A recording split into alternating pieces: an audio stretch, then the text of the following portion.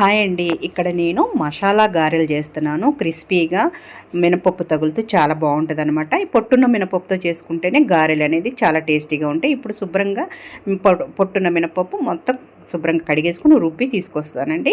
ఇదిగోండి చూసారు కదా, నేనైతే మిక్సీలోనే వేశాను. అల్లము పచ్చిమిరపకాయలు కూడా దంచేసి తీసుకొచ్చానమాట. తర్వాత 2 ఉల్లిపాయలు, కొంచెం కరివేపాకు, 2 కొత్తిమీర కట్టలు చిన్నవి సన్నగా కట్ చేసుకుని వేసుకోవాలండి. అలాగే 2 స్పూన్లు బియ్యం పిండి కూడా వేసుకోవాలి. ఇదిగోండి ఈ గ్లాస్తో నేను మినపప్పు నానబెట్టాను.